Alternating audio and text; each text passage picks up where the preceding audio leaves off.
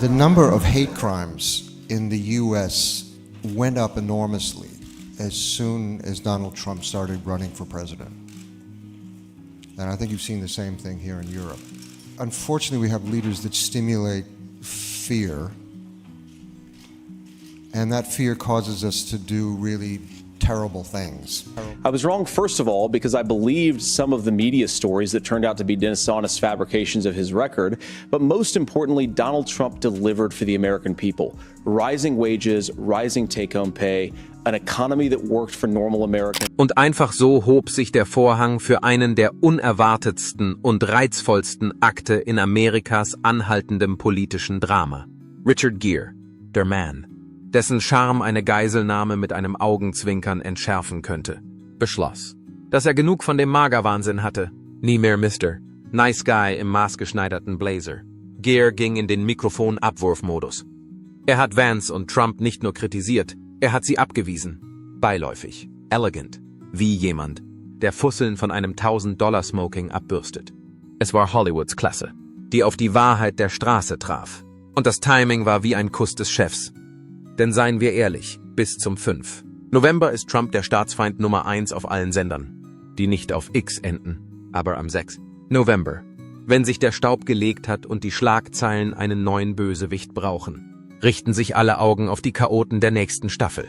Elon Musk, J. D. Vance, darauf können Sie wetten. Trump könnte endlich einen Moment zum Durchatmen bekommen, während sich die Medien auf die neueren, glänzenderen Provokateure verlagern. Und dann ist da noch J. D. Vance, der versucht, mit der Energie eines Mannes zurückzuschlagen, der gerade auf einer Dinnerparty geröstet wurde, zu der er nicht einmal eingeladen war. Währenddessen blinzelt Trump wahrscheinlich auf sein Telefon und fragt sich, Moment mal, war Richard Gere nicht der Typ aus dem Film mit den Einkaufstüten? Ja, Donald. Und jetzt überreicht er dir metaphorisch eine, mit deinem politischen Ruf darin. Gere hat nicht geschrien, er schimpfte nicht. Er sprach einfach. Und plötzlich stand Ohio im Mittelpunkt der Bühne, im Scheinwerferlicht, ohne Stichwortzettel und ohne Versteckmöglichkeit. Schnallt euch an, Leute. Wenn das der erste Akt ist, werden wir für den Rest der Show Popcorn brauchen. I'm in shock. My wife is in shock. We're all in shock. You know, the people spoke and they elected this president. And that's a fact. But I don't even think the people who elected him really believed that he was going to do what he said he was going to do. And what he's doing is much worse than what he even said. The dark profundity of what he's been doing in the last week is mind-boggling. That he would be shutting down PEPFAR, which has been doing extraordinary work. Bevor wir weitermachen, drückt den Like-Button und abonniert die Seite. Denn ihr wollt sie auf keinen Fall verpassen. Genau, das ist wie das politische Äquivalent dazu, in ein Café zu gehen und zu sehen, wie Richard Gere lässig einen Tisch umdreht, natürlich mit Anmut, und dann in aller Ruhe an seinem Espresso nippt, während er einen so scharfen Schlag austeilt, dass er Glas schneiden könnte. Das war nicht nur irgendein Prominenter, der sich in den sozialen Medien Luft machte. Nein, Gere brachte die Art von erfahrener, überlegter Kritik, die nur jemand aufbringen kann, der jahrzehntelang politisches Theater erlebt hat. Er hat nicht nur J. D. Vance und Trump. Er kochte sie langsam über einer Flamme stiller Enttäuschung und wohlverdienter moralischer Autorität. Und das Beste daran, es war nicht auffällig. Es war nicht laut. Es war die Art von Ausruf, die jeden im Raum innehalten und sagen lässt, oh, das hat er gemeint. Oh. Denn wenn Richard Gere über Politik spricht, kommt er nicht aus der Welt der Twitter-Wutanfälle und Soundbites. Er kommt von einem Ort der Selbstbeobachtung, des Aktivismus und der gelebten Erfahrung. Wenn er also seinen Blick auf Leute wie Vance und Trump richtet, dann nicht, um Aufmerksamkeit zu erregen, sondern weil etwas grundlegend kaputt ist und er es satt hat, zuzusehen, wie es sich wie eine dystopische Fortsetzung abspielt, um die wir nie gebeten haben. Das war nicht nur ein Prominenter, der ein paar Politiker auf die Schippe nahm. Das war Amerikas philosophischer Freund, der endlich aufstand und sagte, was das halbe Land ins Leere schreit. Wir kaufen die falsche Empathie, den vergoldeten Populismus oder das machtgierige Theater nicht mehr ab. Und ganz ehrlich, es war ein Moment, einer, der das Durchblättern der Nachrichten ein wenig lohnenswerter machte. Saved tens of millions of lives. This is dark time in the U.S.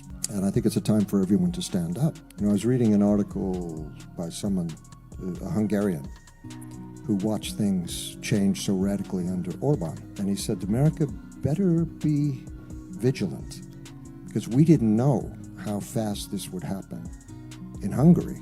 And I can see this happening very quickly now. We have this incredibly dark marriage of power and money like we've never seen before. Genau. Und je tiefer man gräbt, desto mehr Widersprüche finden sich in Vance sich aufzulösen beginnen. Er spielt nicht nur die Rolle eines Mannes aus dem Volk, er übertreibt es. Wie ein Schauspieler, der im Volkstheater feststeckt, der jede Zeile ein wenig zu hart verkauft und hofft, dass das Publikum nicht merkt, dass das Kostüm geliehen ist und der Akzent ein wenig daneben liegt.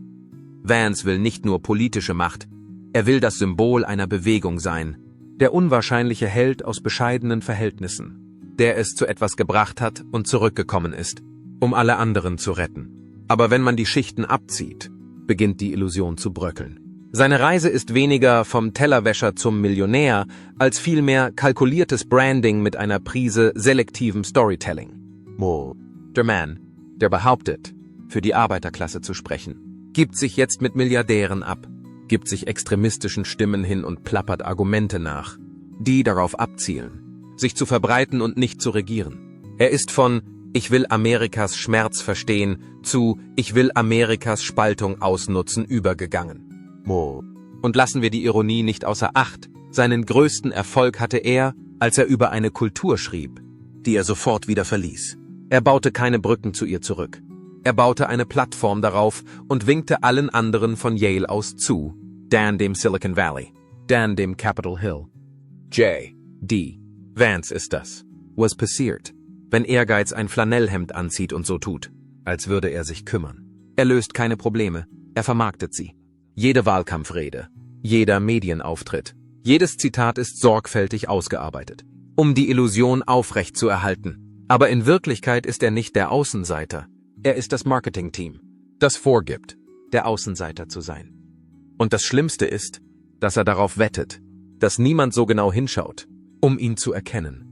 Now, I've heard about the joke. I haven't actually seen the joke that you mentioned, but I think that it's telling that Kamala Harris's closing message is essentially that all of Donald Trump's voters are Nazis and you should get really pissed off about a comedian telling a joke.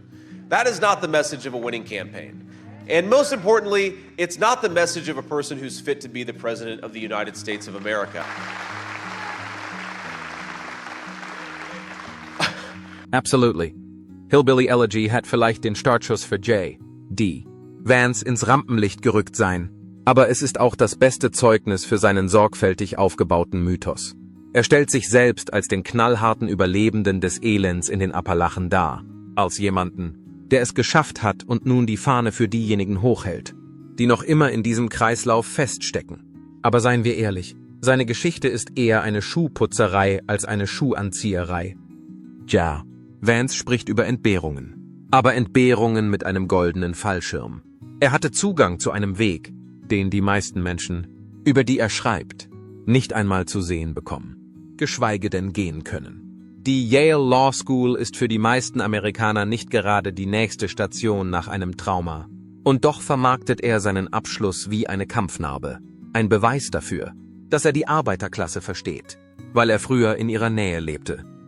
Was wirklich frustrierend ist die Art und Weise, wie er diese Erzählung nutzt, um in elitäre Kreise aufzusteigen und dann die Tür hinter sich zuschlägt. In seinen Memoiren geht es nicht darum, andere zu erheben. Es geht darum, sich selbst zu erheben. Und während er TED-Talks hält und für ein Amt kandidiert, haben die Menschen, für die er sich angeblich einsetzt, immer noch mit der gleichen systemischen Vernachlässigung zu kämpfen, die er jetzt mit aufrechterhält. Er ist kein Außenseiter, der eingebrochen ist. Er ist ein Insider, der sich als Außenseiter ausgibt, um politisch zu punkten. Er hat herausgefunden, dass sich Populismus gut verkauft. Vor allem, wenn er von jemandem kommt, der zwar die Sprache spricht, aber nicht mehr das Leben teilt. Wenn Vance wirklich die Arbeiterklasse vertreten wollte, würde er mehr zuhören und weniger posieren. Stattdessen benutzt er seine Vorgeschichte wie eine Visitenkarte, um Glaubwürdigkeit zu erlangen, während er gleichzeitig eine Politik vorantreibt, die das Leben der Menschen, zu denen er zu gehören, behauptet. nicht wirklich verbessert. Es geht nicht um Authentizität. Es ist eine Abzocke. Hey, JD, Yeah. I got your book, Okay. and I just had one question for you. Can I finish my remarks Yeah, first? I just want to know if I could get a refund. I didn't like the book very much. All right. There we go. $16.99. You're gonna go now. $21 in Canada. It just wasn't that good. I didn't find the the main character wasn't very likable. Ganz genau. Die schiere Frechheit von J.D. Vance, sich jetzt als eine Art Prophet der Arbeiterschaft aufzuspielen, ist politische Performance in ihrer zynischsten Form. Das ist nicht nur lächerlich, es ist beleidigend. Hier ist ein Mann, der sein Markenzeichen darauf aufgebaut hat, die Eliten zu kritisieren, nur um sich umzudrehen und an deren Dinnerpartys teilzunehmen, sobald er einen Fuß in der Tür hat. Er hat sich nicht nur verkauft, er hat seine gesamte Herkunftsgeschichte in ein Sprungbrett verwandelt, in eine nette kleine Geschichte von Entbehrungen und Erlösung, die in der Wahlwerbung gut aussieht, aber bei genauerer Betrachtung nicht standhält. In seiner sogenannten Hillbilly-Elegie ging es weniger um reale Menschen als vielmehr darum, eine Mythologie zu schaffen, die für politische Ambitionen genutzt werden kann. Und jetzt tut er da draußen so, als wäre er immer noch einer von ihnen. Die Vergessenen, die Kämpfenden, die Stimmlosen, obwohl er sich in einer Senatsgarderobe wohler fühlt als in einer Fabrikhalle. Seien wir ehrlich, das Einzige was J.D. Vance repariert nur seinen eigenen Lebenslauf. Sein Populismus ist eine Markenstrategie, kein Glaubenssystem. Der Mann redet, als würde er für das Kernland kämpfen. Aber er regiert wie jemand, der seine Aktienoptionen schützt. Jede Rede ist ein Fototermin. Jedes Versprechen ein Platzhalter bis zum nächsten Spenderdinner. Was es noch schlimmer macht, ist, wie selbstbewusst er diese Maske trägt. Er gibt sich nicht nur als Held der Arbeiterklasse aus, er nutzt dieses Image, um Kritiker zum Schweigen zu bringen und eine Basis zu versammeln, die etwas viel Besseres verdient.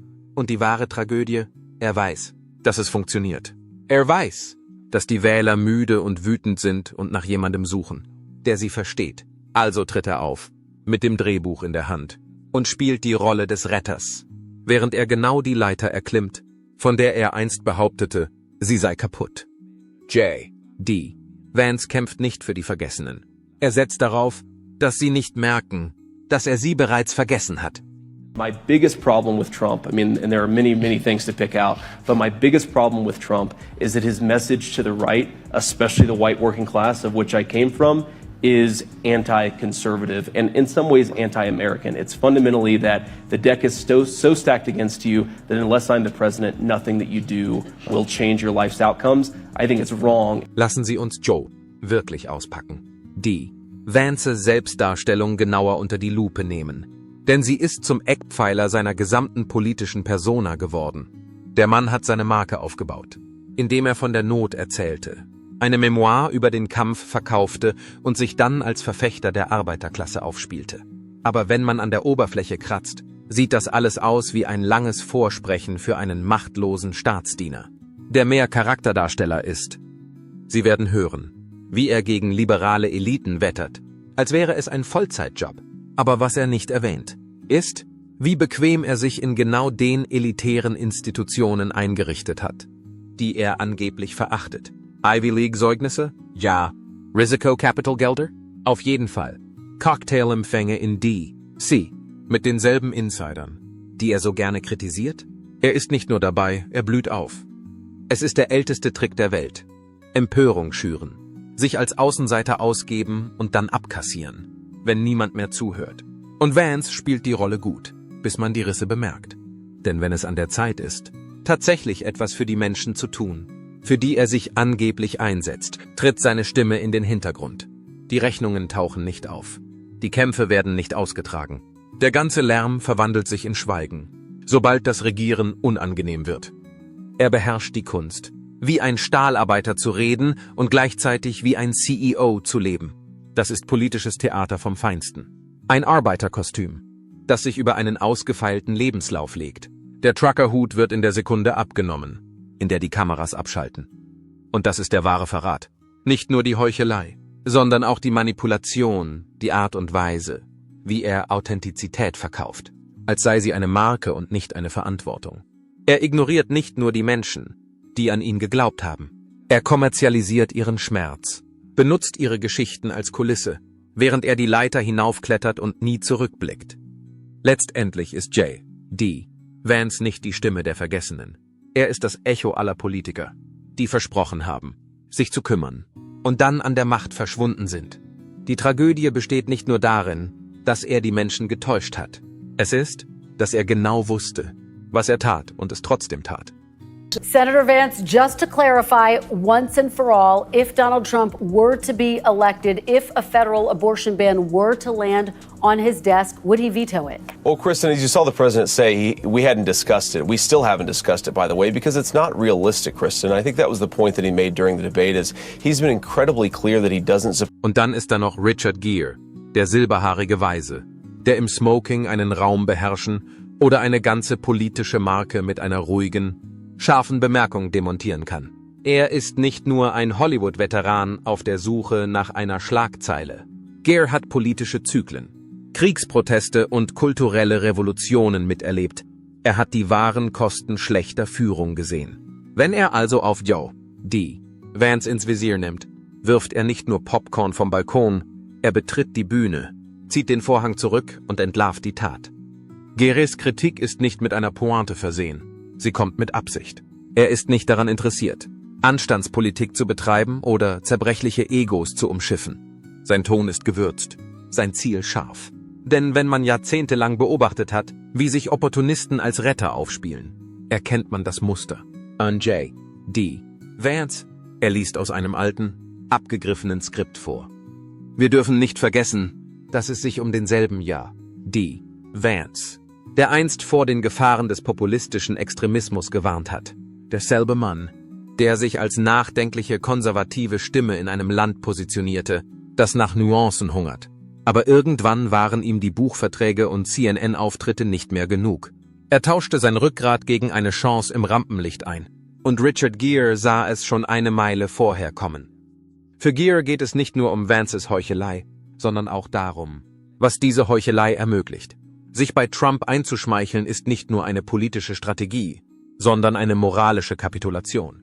Gere sieht, wie Vance seine eigenen Prinzipien zugunsten von billigem Beifall und Sendezeit bei Fox News aufgibt. Und in Geres Welt ist diese Art von Verrat nicht nur enttäuschend, sondern auch gefährlich. Denn wenn Politiker nicht mehr für etwas Reales stehen, werden sie genau zu dem, was Trump aus der Politik gemacht hat: Unterhaltung, eine Show, ein Spektakel. Eine Ablenkung von der eigentlichen Arbeit, den Menschen zu helfen. Gere lässt das nicht zu. Er ist zu geerdet, zu bewusst und offen gesagt, zu fertig mit diesem Unsinn. Er nennt die Dinge, wie sie sind. J.D. Vance, einst der nachdenkliche Kritiker, ist jetzt nur noch ein weiterer eifriger Akteur im Trump-Zirkus. Er spielt die Rolle des wahren Gläubigen, auch wenn das Zelt um ihn herum einzustürzen beginnt. Aber Richard Gere, er klatscht nicht. Er geht hinaus, zeigt auf den Ausgang und sagt dem Rest von uns, dass es an der Zeit ist, etwas Besseres zu verlangen. Worst of it was a week ago when he decided to completely dismantle and destroy USAID, which is the wing of the US government. It was started around the time of Ronald Reagan, I believe. Richard Gere jedoch spielt nicht mit und er nimmt auch kein Blatt vor den Mund. Er steht schon lange genug im Licht der Öffentlichkeit, um den Schwindel zu durchschauen, und er ist nicht hier, um sich von Opportunisten wie J.D. Vance unter dem Radar durchschlüpfen. Gere wirft nicht nur Schatten voraus, er schaltet das Licht an und entlarvt den gesamten politischen Rummel. Von Vances kalkuliertem Rebranding bis hin zum anhaltenden Gift von Trumps Erbe. Und täuschen Sie sich nicht. Geres Kritik geht tiefer als persönliche Macken oder schlagzeilenträchtige Possen. Es geht um die Korrosion unseres nationalen Diskurses. Was Geres Worte so treffend macht, ist die Tatsache, dass er eine Fäulnis im Kern des modernen Konservatismus diagnostiziert. Eine Fäulnis, die nicht mit Trump begonnen hat, sondern durch ihn noch verstärkt wurde. Er lässt sich weder von dem volkstümlichen Charme noch von der gespielten Empörung täuschen. Für Gere ist Trumps Einfluss auf die Republikanische Partei weniger Führung als vielmehr Parasitentum. Ein selbstsüchtiges Spektakel, das sich von öffentlicher Frustration, wirtschaftlicher Not und kultureller Angst ernährt. An J.D. Vance ist nur der jüngste Gastgeber, der das gleiche giftige Gebräu unter einem saubereren, glaubwürdigeren Etikett neu verpackt.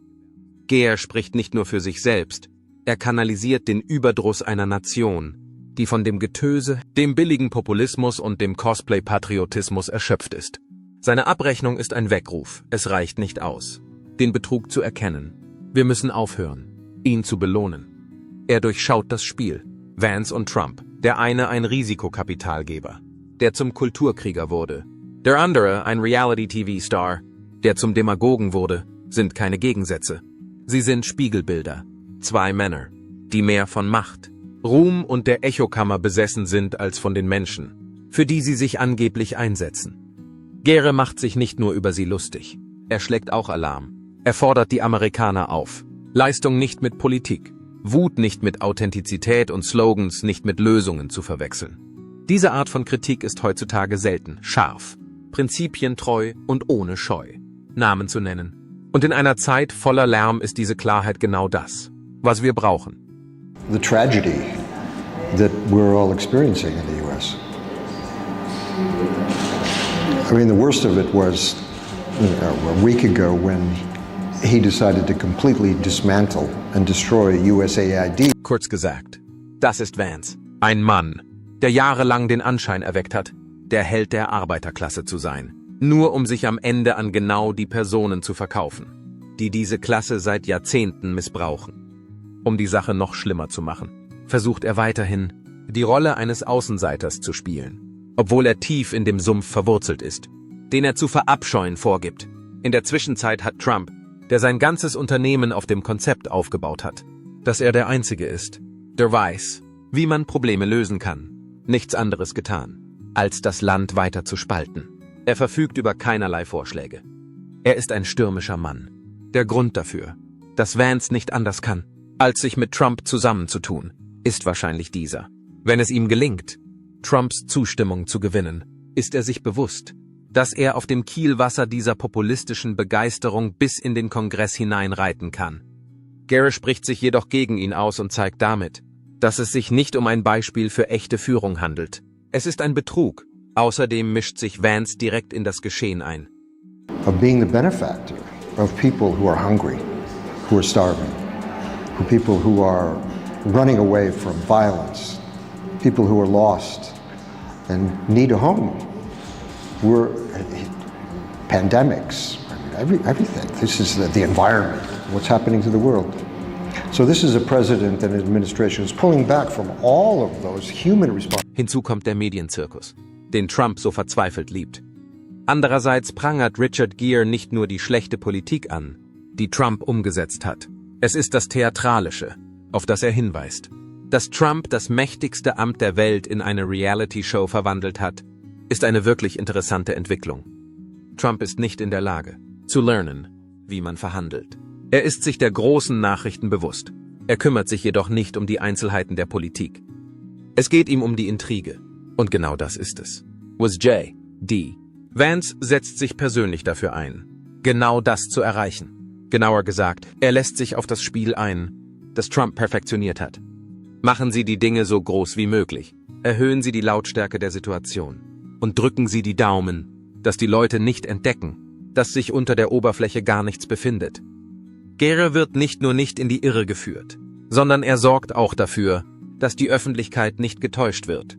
Das liegt vor allem daran, dass es eine Sache ist, eine Autoritätsperson zu haben, die in der Lage ist, die richtigen Dinge zu sagen. Donald Trump just woke up a screen legend and it stings. He really ought to know better than to upset an American. Like his choices on screen, Richard Gere the man also shows more than his fair share of courage. His heated criticism of Donald Trump is no exception. Stay tuned. Die Anwesenheit von jemandem, der wirklich etwas unternimmt, um das Problem anzugehen, ist eine ganz andere Sache. Während Starmer hier draußen versucht, alle glücklich zu machen, versucht Trump hier draußen, einen Keil zwischen alle zu treiben. Dennoch weist Gere darauf hin, dass es den beiden mehr um die Show als um echte Veränderungen geht. Der schönste Aspekt dieser ganzen Angelegenheit ist jedoch die ultimative Ironie, in der sich Vance befindet. Der Autor hat ein Buch über die vernachlässigte Arbeiterklasse geschrieben, und dann hat er sich umgedreht und sich mit Trump angefreundet. Einem Mann, der Arbeiterklasse nichts weiter als Lippenbekenntnisse entgegengebracht hat. J.D. Vance ist nun einfach ein weiterer Politiker, der versucht, ein Stück vom Trump-Kuchen abzubekommen. obwohl er viel darüber geredet hat, dass er die Nöte der Arbeiterklasse versteht. Auch Richard Gere, der dafür bekannt ist, in Filmen die Rolle des gut aussehenden und moralisch aufrechten Charakters zu spielen, ist zu dem Schluss gekommen, dass es genug ist. Sowohl Vance als auch Trump werden als das entlarvt, was sie sind. Opportunisten, denen die Menschen, denen sie vorgeben zu dienen, völlig egal sind. Er ist hier draußen und ruft sie heraus. Was war falsch an Donald Trump? 2016 haben sie ihren Amtskollegen Donald Trump als ungeeignet für das höchste Amt der Nation bezeichnet und gesagt, er könnte Amerikas Hitler werden. Ich weiß, dass sie gesagt haben, dass sie viele Male gefragt wurden. Und sie haben gesagt, dass sie diese Kommentare bedauern und erklärt, dass sie dann 2020 für Donald Trump gestimmt haben. Sie sind jetzt sein Kandidat. Und sie haben viele ihrer politischen Standpunkte geändert, um sich mit seinen anzugleichen. Wenn sie Vizepräsidentin werden, warum sollten die Amerikaner darauf vertrauen, dass sie Donald Trump die Ratschläge geben, die er hören muss? Und nicht nur die er hören will? Nun, zunächst einmal Margaret, weil ich immer offen gewesen bin. Und manchmal war ich natürlich anderer Meinung als der Präsident. Aber ich habe auch sehr offen zugegeben, dass ich im Unrecht war. Die gesamte politische Strategie von Vance und Trump, wenn man so will. Es geht nur um die Aufmerksamkeit, die Macht und die Berühmtheit, die man hat. Sie sind nicht daran interessiert, echte Antworten zu finden. Das Wichtigste ist, sich selbst davon zu überzeugen, dass man erfolgreich ist. Gere ist in der Lage, das zu durchschauen. Und er wird nicht zulassen, dass diese niederen politischen Schreiberlinge ungeschoren davonkommen. Es ist wie der befriedigendste Braten, den man je gesehen hat. Bei dem Gere genau das sagt, was alle denken, sich aber nicht getraut haben, es laut auszusprechen. Diese Typen sind voll davon. Manche sagen, Prominente sollten in ihrem Fahrwasser bleiben. Andere wiederum sind der Meinung, dass es, wenn die Wahrheit unter Beschuss gerät, einer Stimme mit echter Reichweite bedarf, wie der von Richard Gere, um den Lärm zu durchbrechen. War Gere zu weit gegangen, oder war es genau das, was Amerika hören musste? Schreiben Sie uns Ihre Meinung in die Kommentare. Dieses Thema wird die Leute zum Reden bringen. Wenn diese Geschichte Sie begeistert hat, geben Sie dem Video ein Like, drücken Sie den Abo-Knopf und schalten Sie die Klingel ein, denn dieses Gespräch ist noch lange nicht vorbei.